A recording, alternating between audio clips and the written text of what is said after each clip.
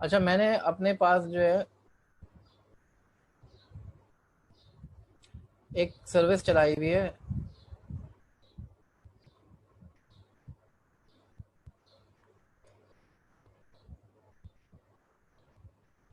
Docker desktop. तो आपने सबसे पहले अपने कंप्यूटर पे डॉकर डेस्कटॉप इंस्टॉल करना है, और कुबरनेटीज जो है आपने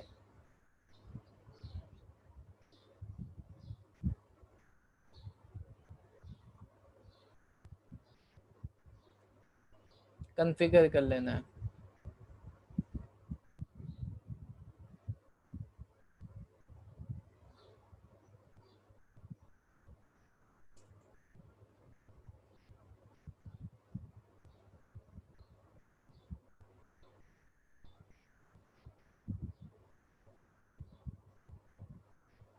इनेबल कर दिया कुबरनेटीज को हमने,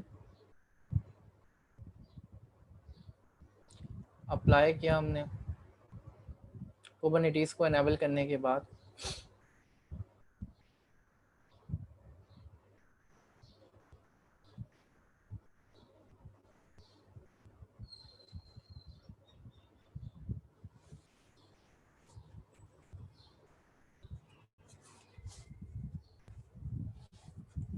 तो आपके पास डॉकर डेस्कटॉप में होना चाहिए इंस्टॉल, डॉकर डेस्कटॉप इंजन आपके पास इंस्टॉल होगा तो आप ये सारी चीज़ें कर सकते हैं।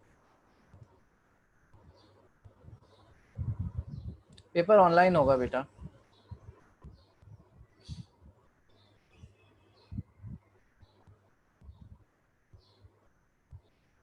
तो इट्स स्टार्टिंग।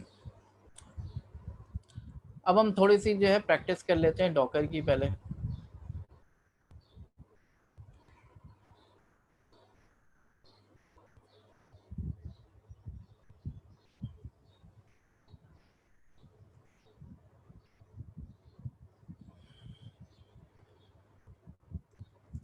तो इट्स स्टार्टिंग। हम देखते हैं, थोड़ा सा टाइम ले रहा है ये।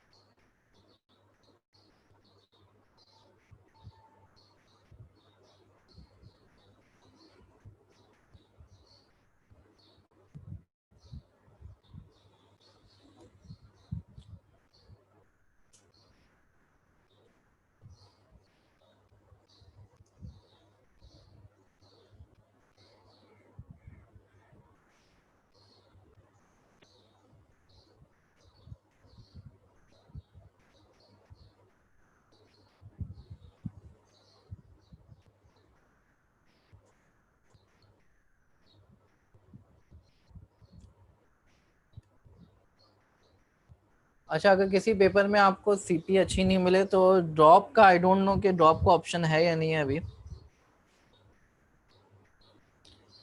थोड़ा सा कुबरनेटीज का रिव्यू कर लेते हैं जब तक कि ये अच्छा आपका आइडिया है।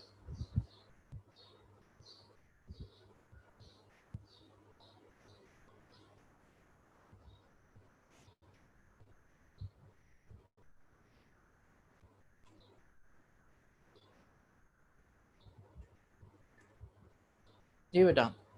Serverless and micro services architecture. पहले क्या होता था, हम एप्लीकेशन बनाते थे, बड़ी बड़ी एप्लीकेशन होती थी, मोनोलिथिक एप्लीकेशन होती थी, आ, जो कि एक सिंगल प्रोसेस पर मुश्तमिल होती थी, या बहुत छोटी छोटी बहुत कम प्रोसेसेस होते थे जिस पे एप्लीकेशन कंप्राइज होती थी। तो मोनोलिथिक एप्लीकेशंस प्राइमरीली उनको कहा जाता था।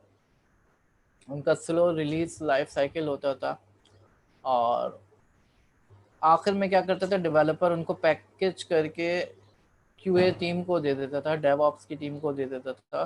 क्यूए की टीम उसको टेस्ट करती थी, डेवऑप्स की टीम उसको डिप्लॉय करती थी। लेकिन अब एक नया रोल इमर्ज हो रहा है पिछले कुछ सालों से, जिसको हम डेवऑप्स कहते हैं।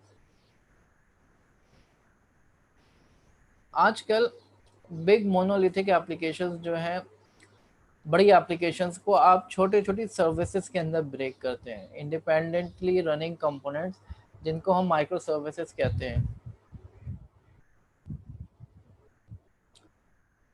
अब ये सर्विसेज जो हैं, एक एप्लीकेशन के अंदर बहुत सारी सर्विसेज होंगी या बहुत सारे प्रोसेसेस होंगे जिनको आप इंडिविजुअली स्केल कर सकते हैं, इंडिविजुअली डिप्लॉय कर सकते हैं, इंडिविजुअली अपडेट कर सकते हैं। लेकिन मसला क्या आता है, अब आपके पास एक एप्लीकेशन के अंदर इतनी सर्विसेज होती हैं, आपको अपने पूरे इंफ्रास्ट्रक्चर पे डिप्लॉय करना है। ये काम अगर आप मैनुअली खुद से करने बैठे तो बहुत ज़्यादा हैसल है। तो यहाँ पे हेल्प के लिए जो है हम कुबरनेटिस को इस्तेमाल करते हैं। कुबरनेटिस के ज़रिए जो है हम इन एप्लीकेशंस को मुख्तलिफ कंप्यूटर्स के ऊपर डिप्लॉय कर सकते हैं। हम एक कन्फिग्रेशन फाइल के अंदर स्पेसिफाई करते हैं कि मेरी ये एप्लीकेशन जो है यहाँ पे चलनी चाहिए, वो ऑटोमेटिकली डिप्लॉय हो जाएंगी। ठीक है।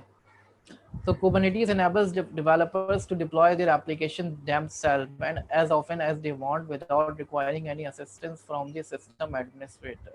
सिस्टम एडमिनिस्ट्रेटर की ज़रूरत नहीं है कि जो इंडिविजुअली जाके हर कंप्यूटर पे सॉफ्टवेयर इंस्टॉल करे, प्री रैक चीज़ें इंस्टॉल करे और फिर डिप्लॉयमेंट करे, बल्कि अब जो है ये काम जो है कुबरनेटिस के थ्रू ऑटोमेटिकली हो जाता है।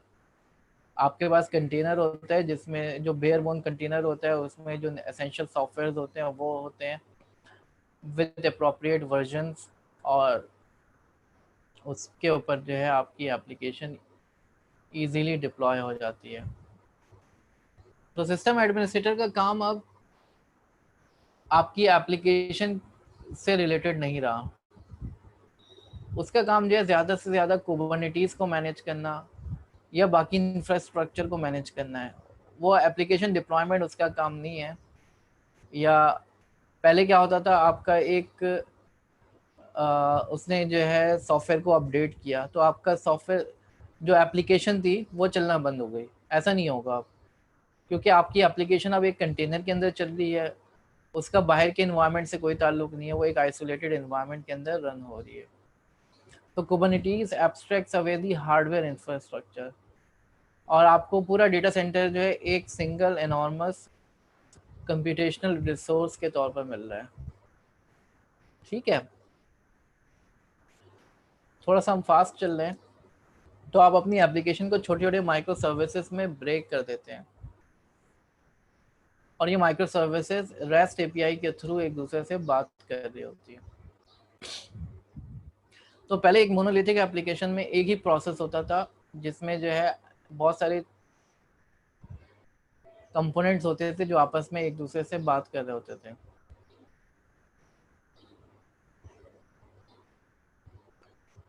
अब मोनोलिथिक नहीं रही, अब माइक्रो सर्विसेज का दौर आ गया। हर एप्लीकेशन के कंपोनेंट्स जो है वो अलग प्रोसेस के तौर पर चल रहे होंगे और ये आपस में कम्युनिकेट कर रहे होंगे। तो अब मोनोलिथिक के बजाय माइक्रो सर्विसेज का दौर आ गया। एप्लीकेशन में छोटी छोटी माइक्रो सर्विसेज होंगी जो आपस में कम्युनिकेट कर रही होंगी। ठीक है, उनको इंडिविजुअली स्केल किया जा सकता है। तो फॉर एग्जांपल आपके पास प्रोसेस 1.2 और 1.3 को आपने जो है और 3.2 ये एक ही कंपोनेंट को रन कर रहे हैं। ये जो है येलो कलर में शो किया गया है, ये एक ही कंपोनेंट था, ये तीन जगहों पे आपने 3 बार चला दिया है। प्रोसेस 1.1 और 3.3 और 2.3 ये 3 कंपोनेंट्स हैं जो अलग अलग चल रहे हैं। तो ये अलग अलग मशीनों पे भी चल सकते हैं, एक ही मशीन पे भी चल सकते हैं। एक ऐप कंपोनेंट जो है मल्टीपल टाइम चल सकता है, उसकी रिक्वायरमेंट ज़्यादा है, उसको स्केल करने की ज़रूरत पड़ रही है। ये जो रेड वाला प्रोसेस है वो एक ही जगह पे चल रहा है क्योंकि उसकी ज़रूरत इतनी ज़्यादा नहीं है, तो उसको इतने ज़्यादा उसके इंस्टेंसेस चलाने की ज़रूरत नहीं है।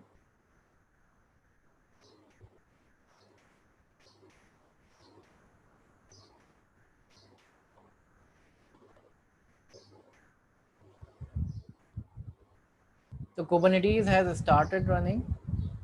मैंने थोड़ा सा इंट्रोडक्शन आपको कुबरनेटिस का दे दिया है। अब ज़रा हम कुबरनेटिस को चला के देखते हैं।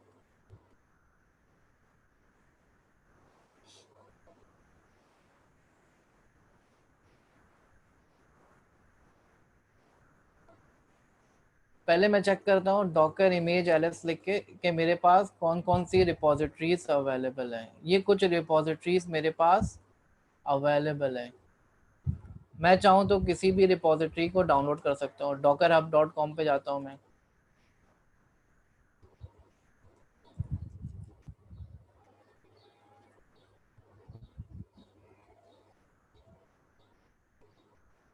यहाँ पे मैं अल्पाइन को सर्च करता हूँ।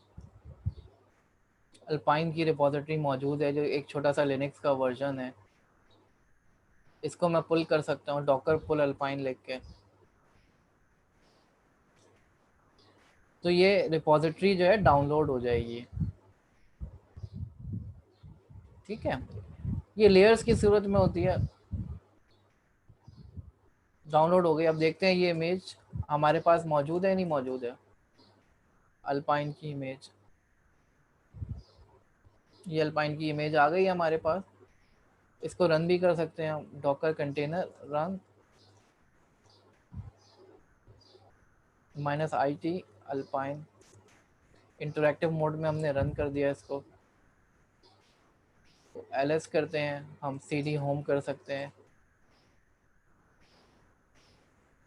इस डायरेक्टरी। तो इसके अंदर हम मौजूद हैं। इससे बाहर निकलने का तरीका जो है कंट्रोल पी करके,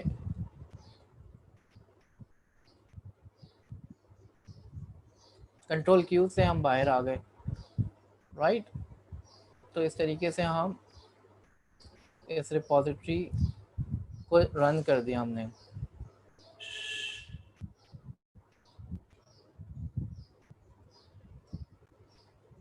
राइट स्टूडेंट्स, अब हम चाहें तो हम अपनी इमेज भी बना सकते हैं। कंटेनर देखना चाहें कौन कौन से कंटेनर चल रहे हैं, डॉकर कंटेनर ls करें हम। तो अभी जो है अल्पाइन का कंटेनर चल रहा है। इसको स्टॉप भी कर सकते हैं, डॉकर कंटेनर स्टॉप, और इसकी आईडी दे दें कंटेनर की। तो हम इसको स्टॉप भी कर सकते हैं कंटेनर को।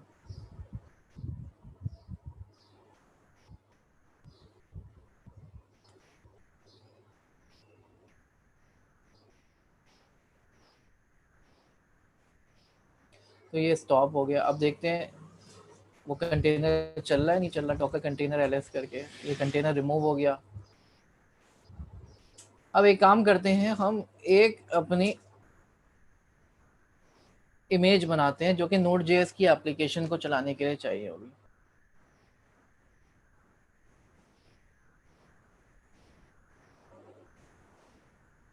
सी में, या हम चलें जी ड्राइव में जो है हम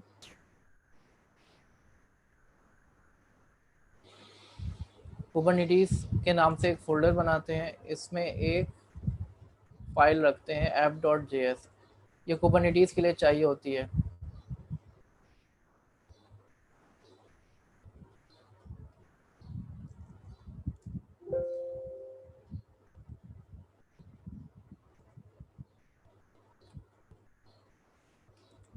ये फाइल कुछ नहीं कर रही है।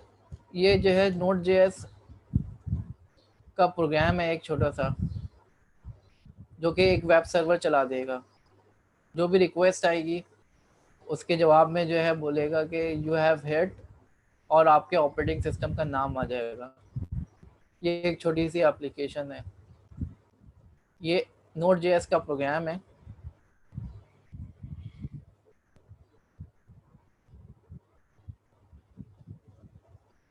अब इसको हम कैसे स्टार्ट करेंगे, ये बड़ा अच्छा सवाल है आपका। डॉकर पे कैसे इसको स्टार्ट किया जाएगा? आपको एक डॉकर की फाइल बतानी पड़ेगी।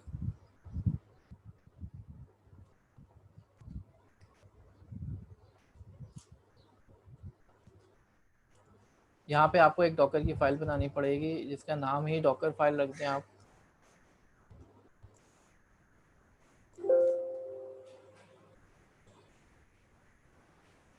इसके अंदर हमने लिखा कि हम जो है नोड 7 इस्तेमाल करेंगे। उसके अंदर एक फाइल हम ऐड कर देंगे app.js, और स्टार्टिंग की कमांड क्या होगी, नोड app.js। ये कमांड चल जाएगी जैसे ये कंटेनर चलेगा। ये स्टार्ट कैसे होगा, नोड और app.js। तो हमने जो है ये डॉकर की एक फाइल बना दी, इससे हमारी इमेज बन जाएगी।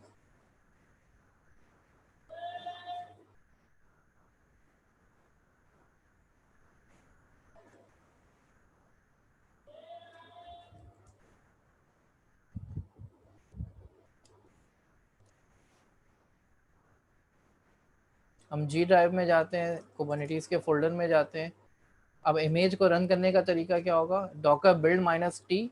यहाँ पे इमेज का नाम दे दें, हम कुछ भी नाम रख सकते हैं, क्यूबिया नाम रख देते हैं हम। और इसमें फाइलें कौन सी आएंगी, डॉट का मतलब है करंट डायरेक्टरी में जितनी फाइलें हैं वो सारी जो है उस इमेज के अंदर चले जाएंगी। इसको रन करते हैं हम। स्टेप 1 क्या है कि नोट की आपको ज़रूरत पड़ेगी, तो नोट को डाउनलोड कर रहा है ये। नोट जेएस की ज़रूरत पड़ेगी, नोट जेएस डाउनलोड हो रहा है। स्टेप 2 क्या है फिर कि आपकी रिपोजिटरी के अंदर करंट डायरेक्टरी में जो सर्वर पड़ा हुआ है वो भी जो है आपकी इमेज का पार्ट बन जाएगा। और थर्ड काम क्या है, ये बता रहा है कि स्टार्ट कैसे होगी ये इमेज जब ये कंटेनर रन होगा इसका, तो ये इमेज स्टार्ट कैसे होगी।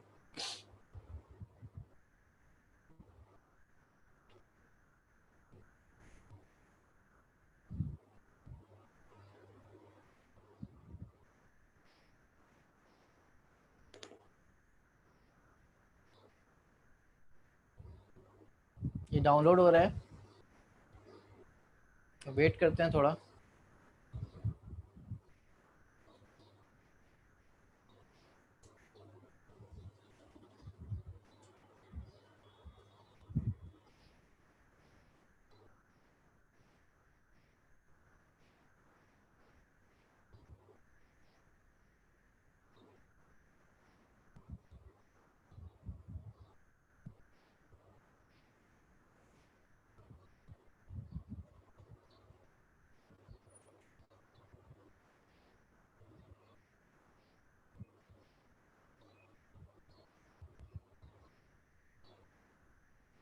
It's downloading. जब ये डाउनलोड हो जाएगा तो हम इसको रन करके देखेंगे।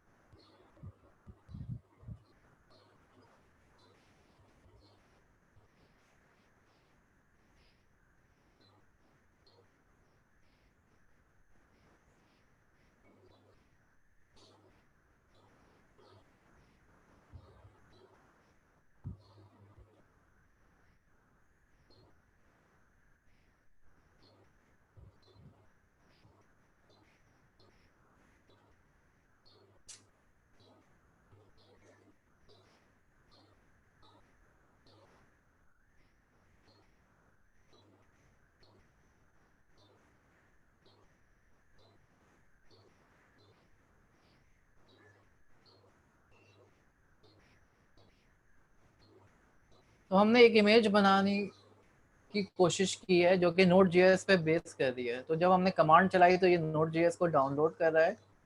और नोट जेएस को डाउनलोड करने के बाद जो है उसमें हमारा जो सर्वर है, वेब सर्वर जो हमने बनाया है नोट जेएस की बेस के ऊपर, वो ऐड होगा। जब नोट जेएस का सर्वर ऐड हो जाएगा तो फिर कमांड आ जाएगी आपके पास कि इसको रन करने के लिए जब कंटेनर रन हो तो कमांड कौन सी चलेगी। तभी हम कमांड भी देखते हैं। तो डॉकर की इमेज बन गई। हम क्या करते हैं, डॉकर इमेज एलएस, तो आपके पास क्यूबिया के नाम से एक इमेज आ गई। ठीक है, इसको रन करते हैं हम। रन करने के लिए हम जो कमांड लिखेंगे, डीमन के तौर पे हम इसको चला रहे हैं, Docker container run minus minus name. ये कंटेनर का नाम कुछ भी रख सकते हैं हम, क्यूबिया कंटेनर रखा है, इसका नाम मैं नोमान भी रख सकता हूँ, या नोड सर्वर रख सकता हूँ मैं। माइनस पी लिख के पोर्ट बता दी मैंने। पोर्ट में जो है आपने बतानी होगी इंटरनल पोर्ट कौन सी है जिसके ऊपर जो है नोड जेएस चल रहा है, और एक्सटर्नल पोर्ट किस पे मैप करना है। और माइनस डी लिख के आपने रिपोजिटरी बतानी है किस इमेज की बेस के ऊपर ये कंटेनर चलेगा। क्यूबिया की इमेज बनाई है हमने, इसी से कंटेनर हम चला रहे हैं। इसको रन करते हैं तो ये हमारी एप्लीकेशन चल गई पोर्ट 8080 पे। इसको जाके चला के देखते हैं हम, लोकल होस्ट 8080 पे। तो ये आपके पास यू हैव हेड, और ये इस इमेज का नाम आ रहा है जो अल्पाइन की इमेज की बेस के ऊपर हमारी इमेज बनी है 73D।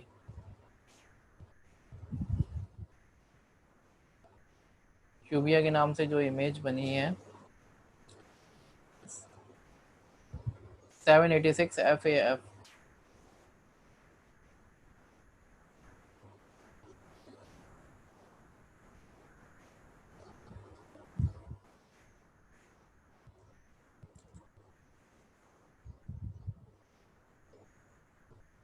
ये 73D जो है ये आ रहा है, ये आपकी जो कंटेनर आईडी है, जो कंटेनर चलाया आपने उसकी आईडी है। माइनस डी लिख के बता रहे हैं बेटा कि कौन सी इमेज आपको चाहिए। माइनस डी का ऑप्शन जो है बता रहा है कि कौन सी इमेज को आपने रन करना है। ठीक है,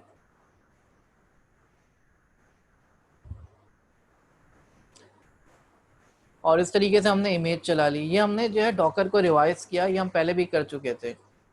अब थोड़ा सा काम जो है हम कुबरनेटिस पे करके देखते हैं।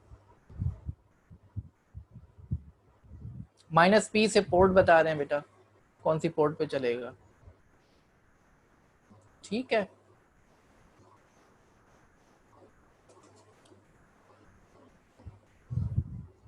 अब हम एक कुबरनेटिस का क्लस्टर बनाते हैं।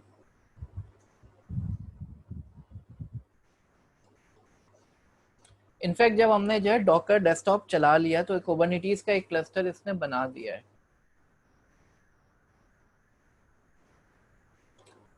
हम लिखते हैं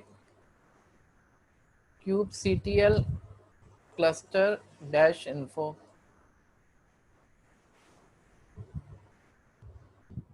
तो ये बता रहा है कुबरनेटिस का क्लस्टर रन हो रहा है अभी, क्यूब डीएनएस रन हो रहा है, कुबरनेटिस मास्टर रन हो रहा है। जब आप कुबरनेटिस का क्लस्टर बनाते हैं तो एक मास्टर नोड होती है और एक बाकी नोड जो है स्लेव होती है उसकी।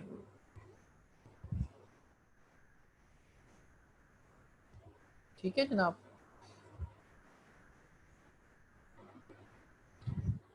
अब हम जो है ज़रा कुबरनेटिस के नोड्स देखते हैं हम कि कौन कौन सी नोड्स चल रही हैं।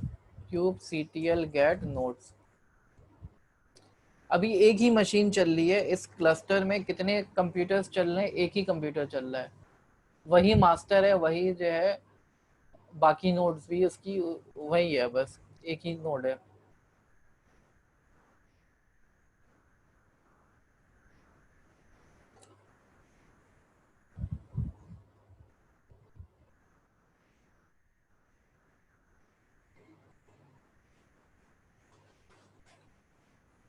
अब हमने जो एप्लीकेशन बनाई है उसको कुबरनेटिस के ऊपर डिप्लॉय करने की कोशिश करते हैं।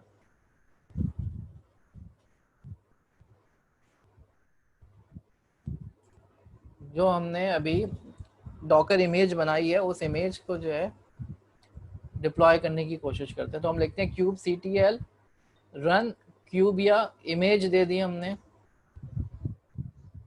इमेज हमारी क्यूबिया के नाम से है।